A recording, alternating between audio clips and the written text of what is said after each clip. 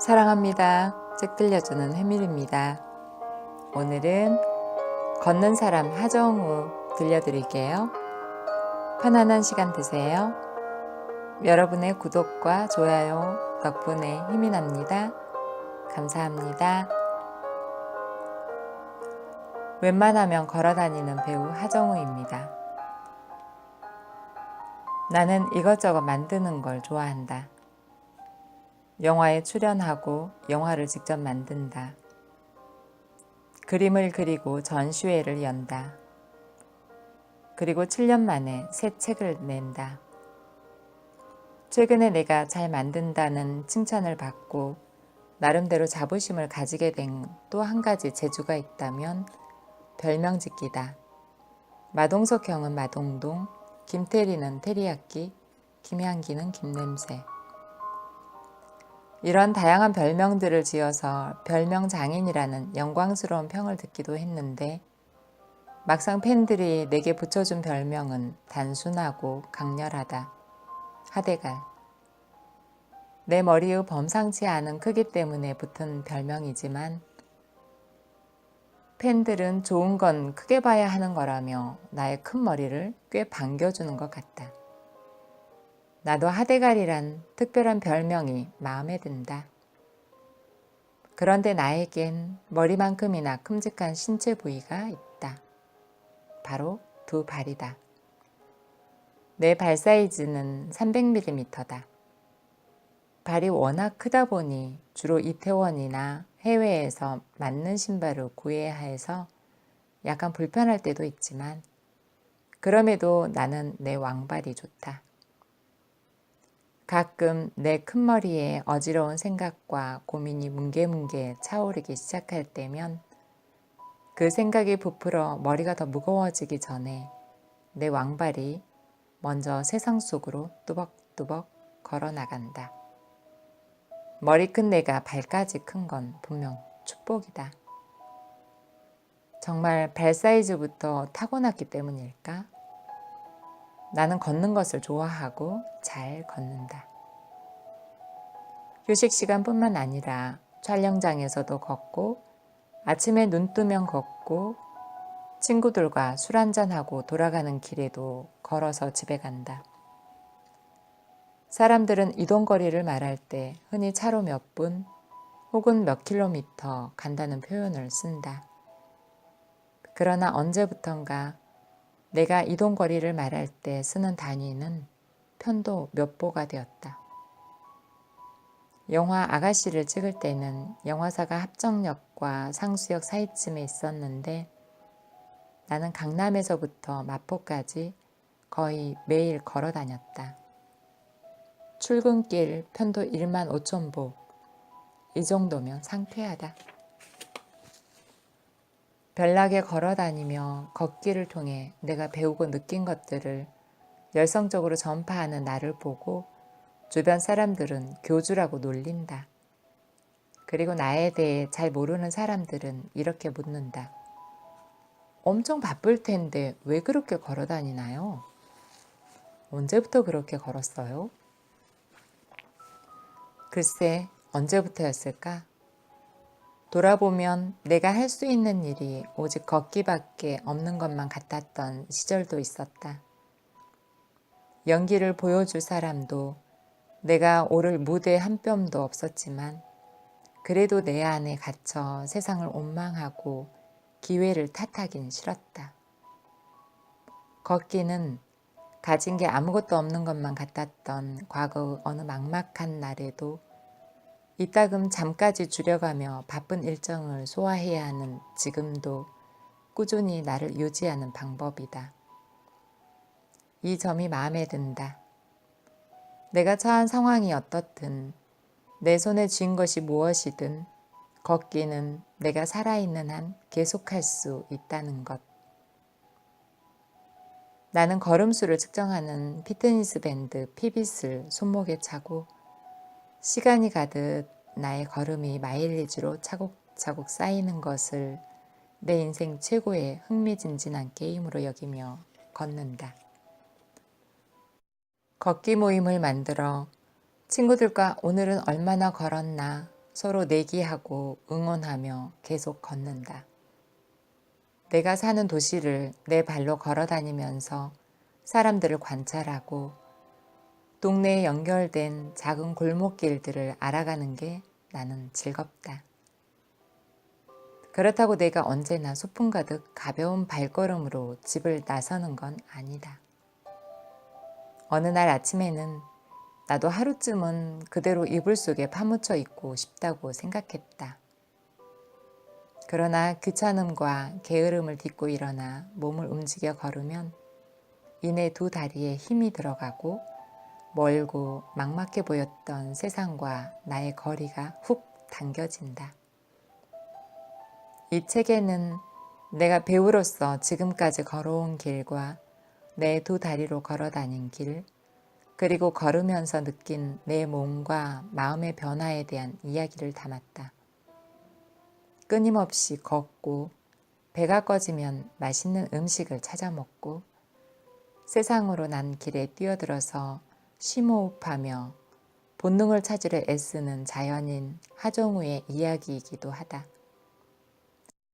이 책을 통해서 나는 누군가를 가르치거나 내 삶의 방식을 자랑할 생각은 추호도 없다. 사람마다 보폭이 다르고 걸음이 다르다. 같은 길을 걸어도 각자가 느끼는 온도차와 통점도 모두 다르다. 길을 걸으면서 나는 잘못된 길은 이 세상에 없다는 것을 알았다. 조금 더디고 험한 길이 있을 뿐이다.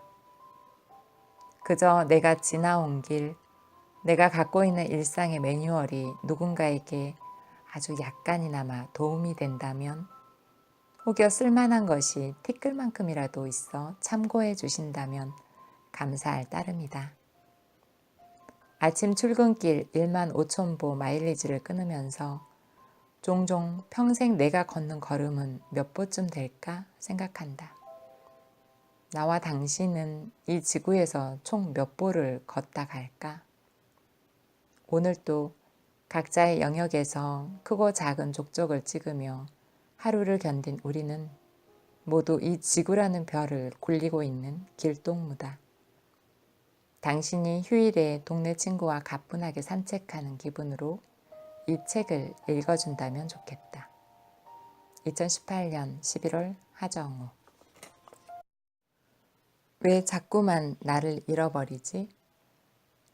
내 숨과 보폭으로 걸어야 할 때. 2015년 내가 주연과 감독을 맡은 어삼관이 개봉했을 때 나는 한창 암살의 주요 장면을 촬영하고 있었다. 허삼관은 기이할 정도로 관객이 들지 않고 있었다.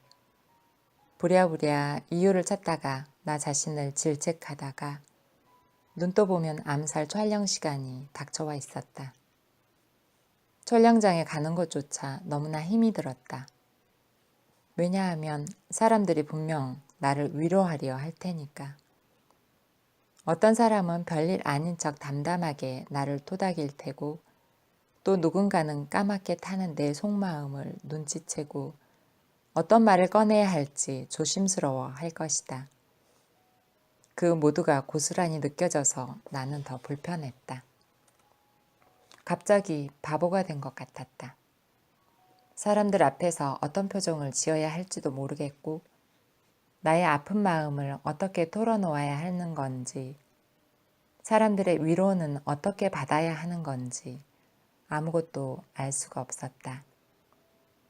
촬영장에서 유쾌하게 농담을 건네고 사람들을 웃기던 하정우는 사라져버리고 무슨 짓을 해도 사람들과 어울리기 힘든 어둡고 우울한 남자만 거기 남아 있었다.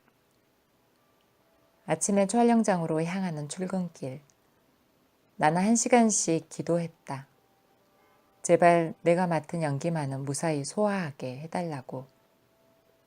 그렇게 악전고투 끝에 암살 촬영을 간신히 끝내고 다음날 치과에서 사랑니 하나를 뽑았다. 밤 비행기를 타고 LA로 날아갔다. 한 달 후 LA에서 그림 개인전을 열기로 되어 있었다. LA 숙소에 도착한 첫날 시차 때문인지 새벽에 눈이 저절로 떠졌다. 내가 무리한 걸까? 면역력이 약해지면 묘한 공포와 한기가 몸을 덮칠 때가 있다. 불안 증세와 함께 오한과 통증이 몰려왔다. 냉장고에서 물이라도 꺼내 마시려고 부엌으로 갔는데 순간 무릎이 푹 꺾였다. 그대로 한참 동안 바닥에 주저앉아 있었다. 이제 어떻게 해야 하지? 개인전을 열기 전에 내가 완성하기로 약속한 작품 수가 있었다. 전시 오픈 일정은 점점 다가오는데 그림이 모자랐다. 개인전이 열리기 약 한 달 전이었다. 숨 돌릴 새도 없이 그림을 그리는 사이 문득 이런 생각이 스쳐갔다. 내가 왜 여기에 있지? 이걸 다 어떻게 그리지? 못하면 어떡하지? 갑자기 두려웠다. 내가 약속해버린 모든 것이, 내가 해내야만 할 모든 일들이. 그래도 어떻게든 그려야겠다 싶어서 한 달 동안 꾸역꾸역 악으로 깡으로 그림을 그렸다. 바깥에 나가지도 않고 내리 20작품을 미친 듯이 그렸다. 하루 13시간에서 많게는 15시간씩 그림에 미쳐 있었던 시절이었다. 하지만 생각해보면 그림을 그린 게 아니었던 것 같기도 하다. 나는 그저 공포에 질려서 나를 복제하고 있었는지도 모른다. 정신을 차려보니 체중이 15kg이나 불어 있었다. 전시의 오픈일이 되었다. 아슬아슬했지만 다행히 약속한 작품 수를 모두 채웠다. 전시 중에는 유명한 미술평론가도 다녀갔다. 그런데 갤러리에서는 의례적인 칭찬을 하고 내 그림의 장점을 주로 언급하던 그 미술평론가가 사석에서 내게 조심스레 다가오더니 이렇게 말했다. 왜 이렇게 디자인에만 신경을 쓰시나요? 그 개인전의 한 코너에는 내가 시시때때로 쓱쓱 그린 스케치를 두었고 넓은 공간에 완성도 있는 작품들을 전시해 두고 있었다. 그는 나에게 왜 저 구석에 있는 스케치처럼 자유롭게 그리지 못하고 완성작들은 디자인 요소에만 매달렸느냐는 뼈아픈 물음을 던지고 있었다. 내게 그 말은 곧 왜 이렇게 남들 시선만 신경 쓰며 사느냐는 물음과 다르지 않게 들렸다. 비단 그림에 대해서만이 아니었다.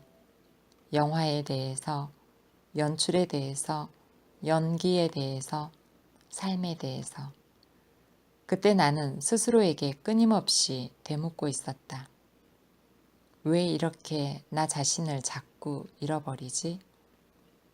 거의 1년 반 동안 나는 정말 바쁘게 열심히 살았다. 허삼관 촬영 후반 작업과 개봉, 그에 맞물려서 진행된 암살 촬영, 그 촬영이 끝나자마자 한 달 동안 내 나름대로 안간힘을 다해 준비한 그림 전시회. 그런데 이렇게까지 에너지를 쏟은 결과가 고작 이것이라니. 남의 눈만 신경 쓰고 사는 사람. 그 평론가의 말에 나는 깊이 찔렸고 충격을 받았다. 그러나 동시에 그의 말은 내게 엄청난 깨달음을 주었다. 나는 걸음마를 배우는 어린아이처럼 처음부터 하나하나 다시 묻기 시작했다. 내가 처음에 어떻게 그렸지?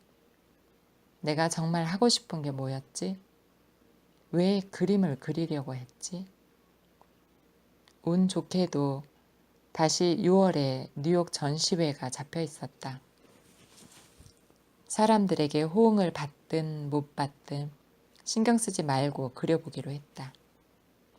한 점 한 점 그저 내 마음 가는 대로 그림을 그려서 뉴욕으로 보냈다. 결과는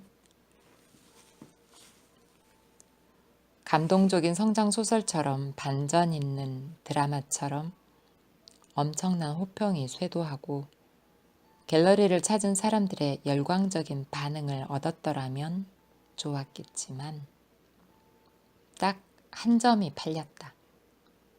그런데 이상하게 기분이 좋았다. 그치, 난 원래 이런 걸 그렸던 사람이지. 괜히 웃음이 났다.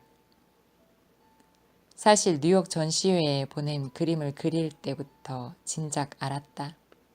이 그림 누구도 별로 안 좋아할 것 같다는 예감. 잘 안 팔릴 것 같다는 생각. 그간 사람들이 내 인물화를 보면 무섭다고들 했다. 그림이 팔리고 안 팔리고는 나에겐 결정적으로 중요한 일은 아니지만 내 그림을 선택하고 전시해준 갤러리에는 중요한 일이다. 기왕이면 내 그림을 믿어준 갤러리 관계자들에게도 도움이 되는 작품이면 좋겠다고 생각한 적도 있다. 밝게, 재기발랄하게 그려보면 어떨까? 그러다 그 미술평론가의 고마운 지적을 계기로 그냥 내가 하고 싶은 대로 그려야겠다고 마음먹게 된 것이다. 물론 뉴욕에서 받은 성적표는 처참했다. 팔린 그림 한 점.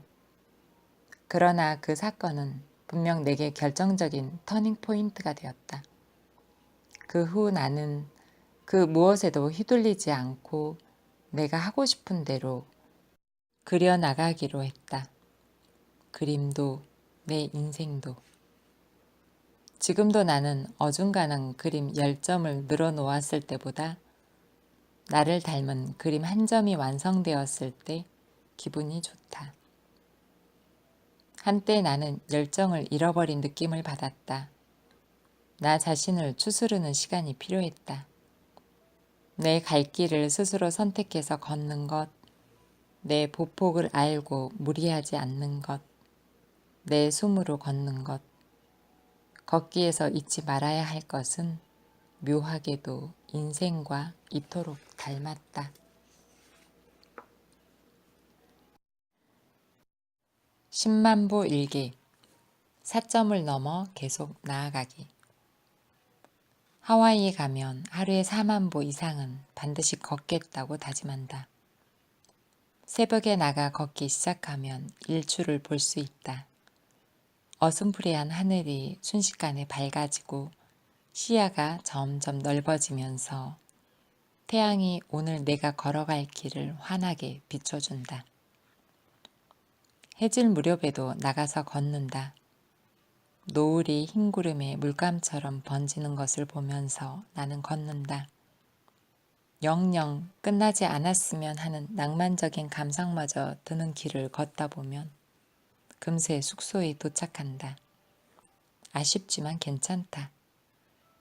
걸은 후에 좋은 기분은 나른함과 허기를 풀어줄 저녁 식사가 기다리고 있을 테니까.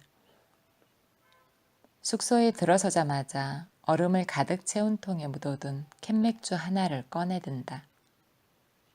혀끝에 닿는 순간 뇌가 얼음처럼 쩡 하고 쪼개지는 것 같은 시원한 맥주의 맛. 하와이 맥주는 종일 땀 흘리며 걸은 자에게 주어지는 짜릿한 선물이다. 하루의 시작과 끝이 이리도 행복할 수 있을까? 걷는다는 것, 이 투박하고 촌스러운 인간의 본능적인 행위를 통해 나는 행복감을 느낀다.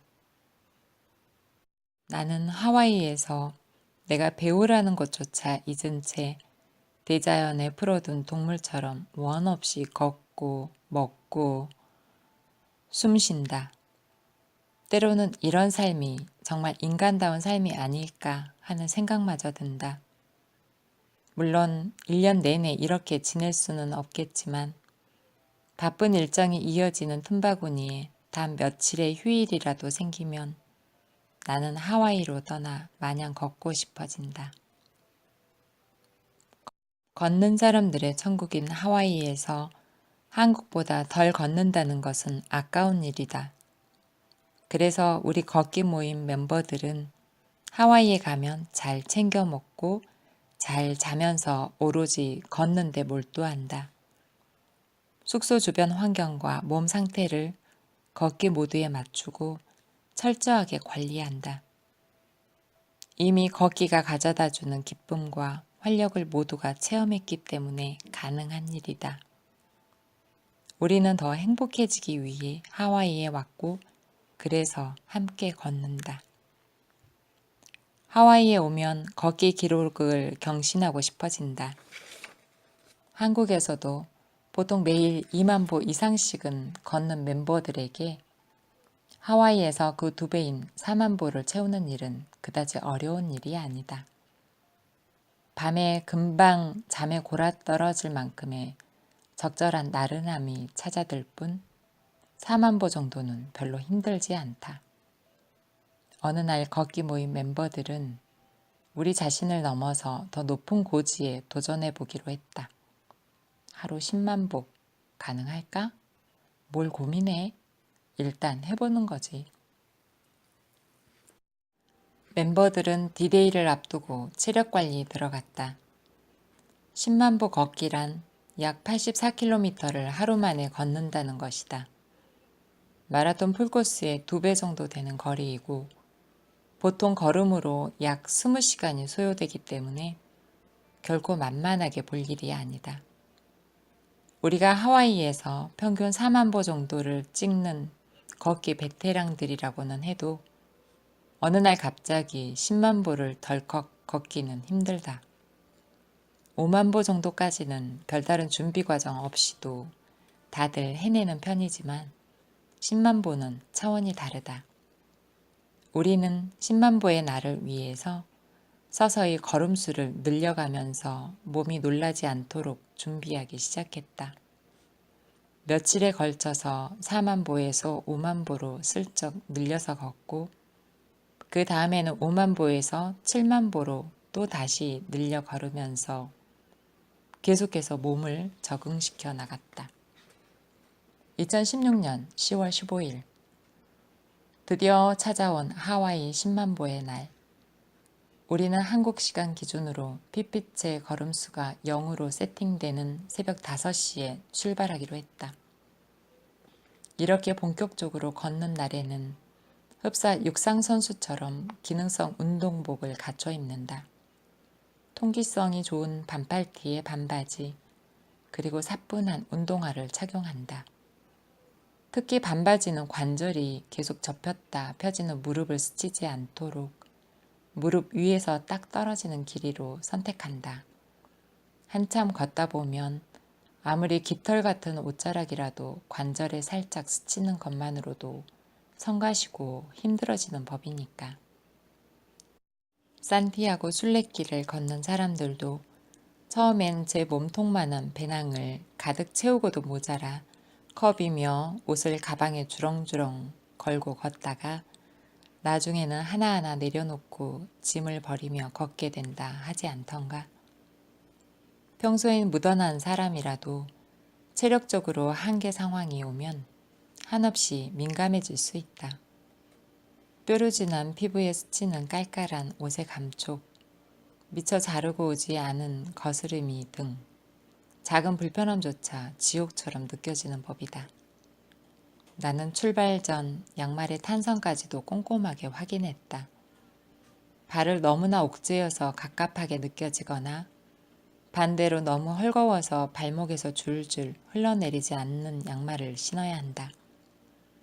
몸이 받는 하중은 취소할수록 좋으니 가방은 간편한 히프색 정도로 준비한다. 그 안에 넣을 필수품은 선블록과 파우더. 걷다 보면 계속 땀이 나기 때문에 살이 접히는 부분이 쉽게 짓무르고 땀띠가 난다. 아침 출발 전에 바르는 것은 물론이거니와 쉬는 시간마다 부지런히 덧발라줘야 한다. 10만 보 대장정의 날, 우리는 종일 걸었다. 새벽 5시에 출발해 아침 9시까지 걷다가 아침밥을 먹고 잠시 휴식 시간을 가진 뒤 낮 12시부터 점심을 먹고 또 걸었다.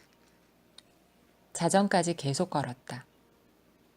물론 걷는 시간 1교시 50분, 쉬는 시간 10분은 꼬박꼬박 지켜가면서 날씨가 적당히 흐려서 좋았다. 걷기에는 뙤약볕이 내리치고 일교차가 큰 맑은 날보다는 구름 지붕이 드리운 흐린 날이 좋다. 게다가 이날은 도중에 부슬비까지 내려서 더위와 열기를 식혀주었기에 걷기에는 최적의 날씨였다. 만약 날씨가 도와주지 않았더라면 첫 10만보 여정에 낙오자가 생겼을지도 모르겠다. 10만보를 완주하려면 하늘의 도움도 약간 필요한 것이다. 많은 사람들이 일상 속에서 1만보 걷기도 어려워하는 반에 그 10배인 10만보를 하루에 다 걷기 위해서는 무엇보다 각자의 깡다구가 필요하다. 돌아보면 다들 대체 어떻게 해낸 건지 놀랍기만 하다. 일단 5만보까지는 괜찮았다. 이때까지만 해도 모두들 컨디션이 좋았고 끝까지 해낼 수 있을 것 같다는 낙관이 멤버들 사이에 흘렀다. 표정도 밝고 대화도 자연스럽게 이어졌다. 그런데 5만보가 지난 순간부터 거짓말처럼 분위기가 급변했다. 사람마다 그 고비가 찾아온 시점에 약간의 차이가 있긴 했지만 5만보를 넘어서자 어김없이 위기가 찾아왔다. 얼굴이 달아오르고 입이 바짝바짝 마른다. 자연히 대화도 급격하게 줄어든다. 그래도 어떻게든 버티면서 가보려는데 다리는 돌덩이처럼 무겁고 발바닥이 화끈거려서 땅을 디딜 때마다 너무 아팠다. 무엇보다 숨이 가쁘고 열이 올라서 도저히 더는 걸을 수 없을 것 같다는 느낌이 들었다. 사점이다. 말 그대로 죽을 것 같은 순간. 옷은 땀에 푹 절었고 머리칼은 만신창이다. 몸도 몸이지만 무엇보다 더 이상 걷고 싶지 않다는 마음을 견디는 것이 힘들었다. 난 아무래도 안 되겠는데 포기 선언이 목구멍까지 차오른다. 하지만 그 고통을 문장으로 엮어서 입 밖에 내보낼 힘조차 없다. 그냥 걷는다. 무아지경 상태로 걷는다. 그럼에도 어찌어찌 버텨서 7만보까지 찍으면 아까 사라졌던 낙관이 아주 잠시 찾아든다. 어쩐지 해볼 만한 것 같고 곧 길 끝에 도달하리라는 희망의 순풍이 살짝 볼을 스친다. 하지만 방심하지 마라. 여기서 5천보 가량만 더 걸으면 금세 그 마음이 또 뒤집히니까. 아까 진작 그만뒀어야 했나? 하는 후회가 마음속에서 꿈틀거린다. 다리가 내 의지와는 상관없이 작동하는 고장난 부품 같다. 한 보 한 보가 너무나 힘들 뿐만 아니라 이제는 귀찮다는 생각마저 든다. 고통보다 사람을 더 쉽게 무너뜨리는 건 어쩌면 귀찮다는 생각인지도 모른다. 고통은 다 견뎌내면 의미가 있으리라는 한 줌의 기대가 있지만 귀찮다는 건 내가 하고 있는 모든 행동이 하찮게 여겨진다는 거니까. 이 모든 게 헛짓이라는 생각이 머리에 차오른다는 거니까. 아니 대체 하와이까지 와서 내가 왜 이 짓을 하고 있는 거지? 뭐를 위해서 내가 이렇게 가고 있는 거지? 10만보를 걸어서 뭐 하자고? 근본적인 회의가 들기 시작한다. 걷자면 계속 걸을 수 있을 것 같긴 한데 대체 이게 무슨 의미인지 잘 모르겠다. 무의미하다고 생각하니 갑자기 걷는 목적을 잃어버렸다. 그 당시에는 다들 이런 고통과 회의에 푹 잠긴 채로 계속 걸어서 잘 몰랐는데 지금 생각해보면 조금 흥미롭게 느껴진다. 하와이에 왔으니 10만보 걷기에 도전해보자며 다 함께 목표를 설정한 것 아닌가? 그런데 왜 걷고 있는 도중에 갑자기 그 의미란 걸 찾으면서 포기하려고 했을까? 어쩌면 고통의 한복판에 서 있던 그때 우리가 어렴풋하게 찾아 헤맨 건 이 길의 의미가 아니라 그냥 포기해도 되는 이유가 아니었을까? 애초부터 모든 것이 잘못되어 있었다고, 이 길은 본래 내 것이 아니었다고, 그렇게 스스로 세운 목표를 부정하며 포기할 만하니까 포기한 것이라고 합리화하고 싶었던 거다. 이것은 꼭 걷기에 관한 얘기만은 아닐지도 모르겠다. 살면서 유난히 힘든 날이 오면 우리는 갑자기 거창한 의미를 찾아내려 애쓰고 그것을 발견하지 못하면 의미 없다. 사실 처음부터 다 잘못됐었던 것이다.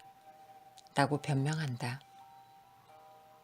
이런 머나먼 여정에서 길을 잃었을 때는 최초의 선택과 결심을 등대 삼아 일단 계속 가보아야 하는데 대뜸 멈춰버리는 것이다. 장거리를 걸을 때는 지치기 쉽다. 판단력도 흐려진다. 그러므로 걷는 시간보다 더 신경을 곤두세워야 하는 때가 있다. 바로 쉬는 시간이다.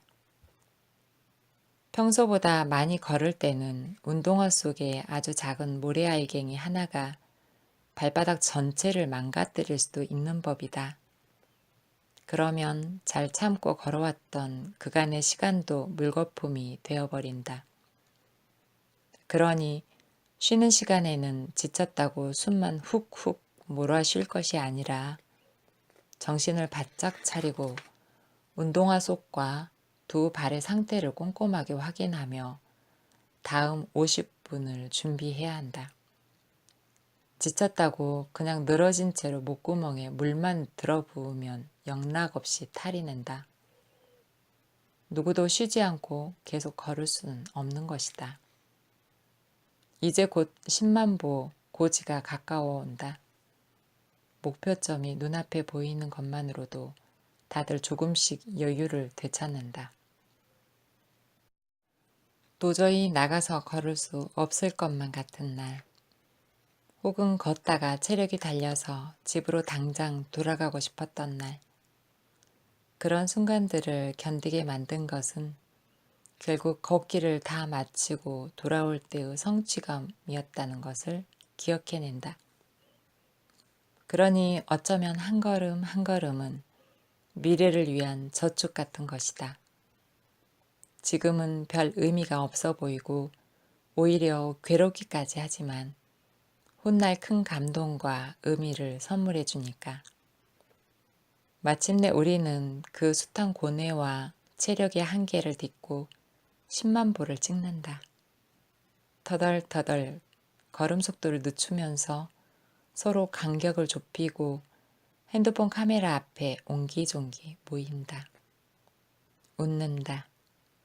장난치고 떠든다. 사진을 찍는다. 일상의 여느 때처럼. 가끔 그날의 사진과 동영상을 꺼내서 바라본다. 지쳤지만 만족스러운 표정, 떠들썩한 환호성이 그날을 웃으며 떠올릴 수 있게 해준다. 물론 다시 10만 보에 도전하겠냐고 묻는다면 쉽사리 당장이라도 다시 하겠다고 대답할 엄두는 나지 않는다. 그러나 포기하지 않고 끝까지 걸은 그날의 경험은 내게 자신감을 더해주었다. 앞으로 내 삶에 어떤 날들이 펼쳐지든 건강하게 걸을 수 있는 두 다리만 있다면 기꺼이 받아들이겠노라는 겸허함도 덤으로 그저 다리를 뻗고 팔을 흔들며 끝까지 걸었을 뿐인데 내 삶의 어떤 터닝 포인트도 살짝 넘어선 것만 같다. 죽을 만큼 힘든 사점을 넘어 계속 걸으면 결국 다시 삶으로 돌아온다. 죽을 것 같지만 죽지 않는다. 우리는 아직 조금 더 걸을 수 있다. 언젠가 나의 인생길에서도 사점이 나타날지 모른다. 그때도 나는 하와이에서 10만 보를 찍었던 기억으로 아무리 힘들어도 결국 다시 일상으로 돌아올 수 있으리라는 믿음으로 버티고 나갈 것이다. 오늘은 여기까지입니다. 끝까지 들어주셔서 감사합니다.